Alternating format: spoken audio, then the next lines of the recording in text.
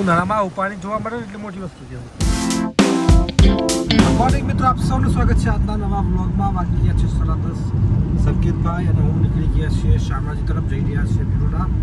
જડાશયની સમાચાર કરવાના છે, ચેનલમાંથી આવ્યા છે. સાથે જ વાદળછાયું વાતાવરણ સાથે જોઈ લો. સવારે પણ સ્ટોરી ચલાવી હતી. આખું વાતાવરણ છે વાદળછાયું વાતાવરણ. અને ખાસ કે 30 તારીખથી લઈ અને 2 જૂન સુધી રાજ્યમાં ગુજરાતમાં અલગ અલગ જગ્યાએ વરસાદ પડવાની શક્યતા છે. આગાહી છે હવામાન વિભાગની કે ખૂબ જબરજસ્ત ગરમી પડી રહી છે, લગભગ 42 ડિગ્રી આસપાસ. તો એમાંથી રાહત મળી જાય, રાઈટ. અને બીજું કે જે માગણી કરવામાં આવી હતી કે 10 દિવસ વેકેશન લંબાવવામાં આવે 8 થી 18 તારીખ સુધી, પરંતુ સીએમનો કાર્યક્રમ આવ્યો છે સ્ટાર્ટઅપ પ્રોસેસ, જે 18 જૂનથી શરૂઆત થાય છે. એના આધારે એવું કહી શકાય કોઈ લાગતું નથી. અને જો વરસાદ પડી જશે, ઝાપટું પડી જશે તો વાતાવરણ ઠંડક થઈ જવાનું છે. આ પ્રકારનો માહોલ છે.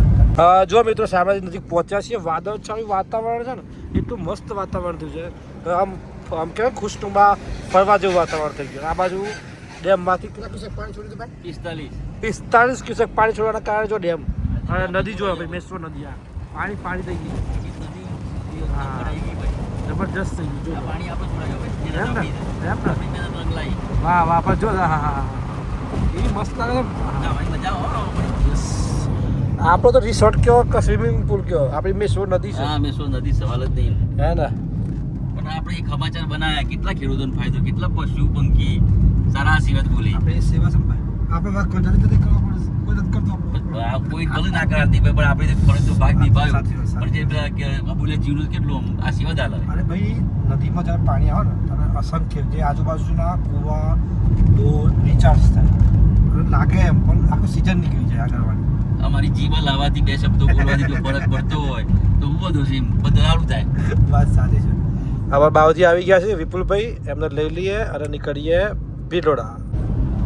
મિત્રો જો આપણે બાવજી આવી ગયા છે, વિપુલભાઈ જો સાંભળ્યા. અમે નીકળી ગયા છીએ ભિલોડા જવા માટે. એક સમાચાર છે, સાથે જ કેવું છે કે બધા મિત્રો ઘણા દિવસે મળી રહ્યા છે. આમ તો મળીએ જ છીએ પણ બ્લોગમાં નથી આવતા. હા હેલો કરીને જતા રહેશે. સમાચારમાં બી હતું ખાસ હતું નહીં, કેમ કે વિપુલભાઈ અમારા સાથે શામળાજી મૂવ થઈ ગયા છે અત્યારે. અને પાછા અઠવાડિયામાં આવી ગયા છે. આવી જવાનું અઠવાડિયામાં? આપણે અઠવાડિયામાં જતા રહેવાના. રોકલે તો જ વધતી નહીં. શામળાજીમાં રહેવાની કેવી મજા આવે? મજા આવે શામળાજી. ભગવાન શામળિયાના ધામમાં તો રહેવાની એક અલગ મજા છે. યસ.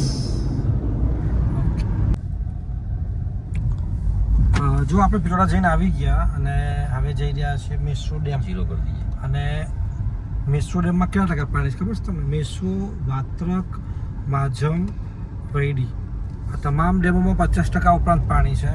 અને 66% પાણી લગભગ કયા ડેમમાં છે જોવું પડશે મારે. માજમમાં છે. અરે લોંગમાં છે.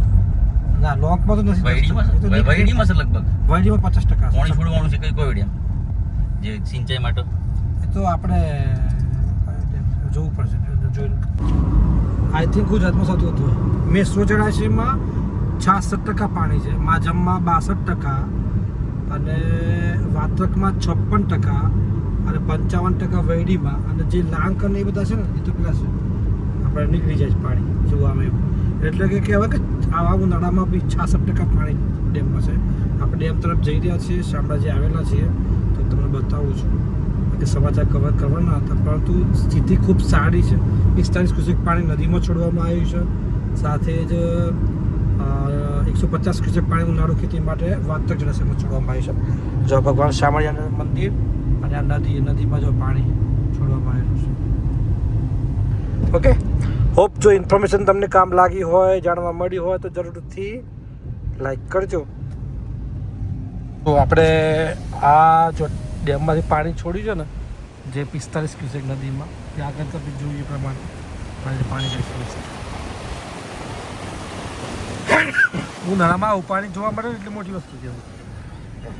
બોલો હર હર મહાદેવ. મહાદેવ. ના તરફ ભગવાન સામળિયા. ચલો અમારી સાથે મેશ્વોની યાત્રાએ. જો બધા ધૂમવાળા તો ઈચ્છો, ધૂમ 3 ને 4 ને 5.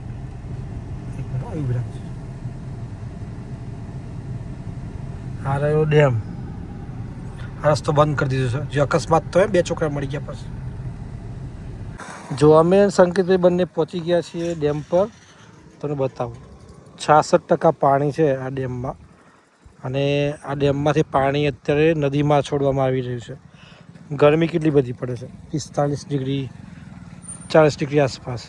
આ સંજોગોમાં પાણી એટલું બધું હતું એના કારણે નદીમાં પણ છોડવાની તક મળી ન હતી. ખેડૂતોને કે પશુઓને ફાયદો છે આ એમ. એટલે કે આ સ્થિતિ છે, ખૂબ સારી સ્થિતિ છે. અને 66% પાણી હોવાના કારણે જે સમસ્યા પાણીની જરા પણ નથી. અહીંથી જે પીવાના પાણી માટે જે પાણી જાય છે એ પણ પૂરતું જઈ રહ્યું છે. એટલે એક સારા સમાચાર છે. નેગેટિવ તો હોય પણ આ સારા સમાચાર એ પણ જાણવા જરૂરી છે કે પાણીની હાલ કોઈ સમસ્યા નથી. આ સિવાય પણ આપણા જે અલગ અલગ જળાશયો છે એમાં પણ કોઈ સમસ્યા નથી અત્યારે. જે દાખલા તરીકે જે તમે વાત કરી અગાઉ કે આરામથી 50%થી વધુ પાણી તમામ ડેમોમાં છે. હા ભાઈ, આ રસ્તો બંધ કરી દીધો છે ને. જો આ જગ્યાએ હા તમને કંઈક વસ્તુ કહી દઉં. આમથી એક બાઇક આવતી હતી ને અહીંથી આખી સીધી અંદર પડી, 2 લોકો મરી ગયા હતા. એના પછી આ લોકોએ આ રસ્તો બંધ કરી દીધો. એમ નહીં કે ભાઈ આ પ્રોટેક્શન દિવાલ બનાવીને ઊંચી કરીએ, પણ એની જગ્યાએ રસ્તો બંધ કરીને આજે બીજા લોકો તો જઈ રહ્યા છે, પરેશાન છે.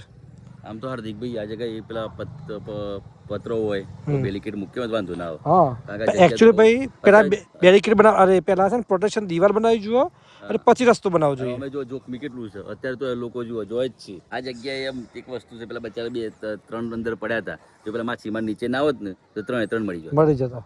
એક તો બચાવી લીધું. અને પાછું કેવું હતું એ વખતે જ્યારે પડ્યા ને ત્યારે એક ભાઈ ત્યાં માછીમારી કરતો હતો, તે 3 પડ્યા ને તે એના ઉપર પડ્યા.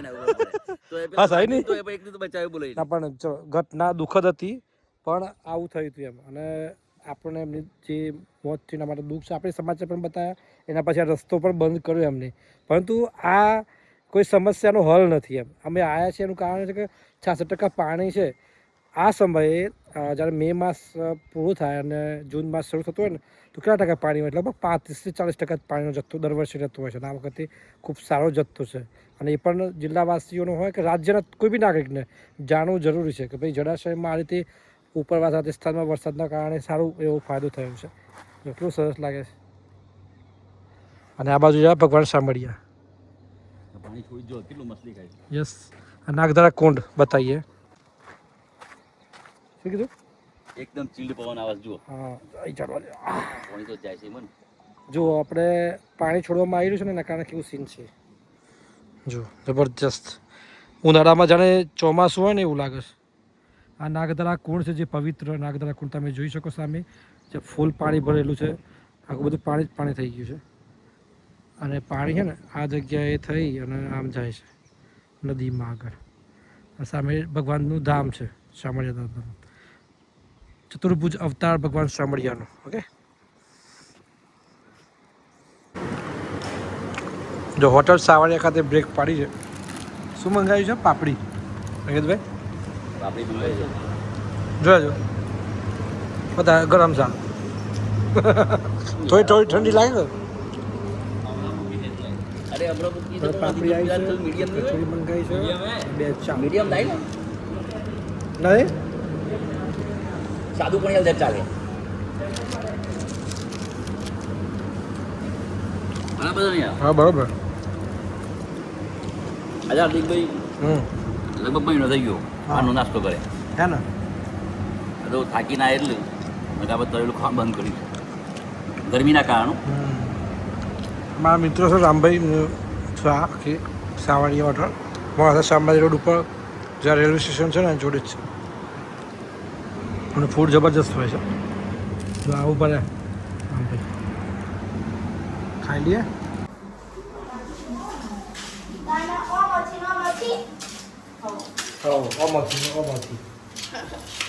અમારે સારું છે ને બધાને ગોળીઓ આપે છે. જો બહુ ગોળીઓ આપે થઈ ગયા આજકાલ. દવા આપે છે કે મેડિસિન કોણ આપે છે? બહાર ના આપે છે. સરસ મજાનું ભીંડાનું શાક, રોટલી અને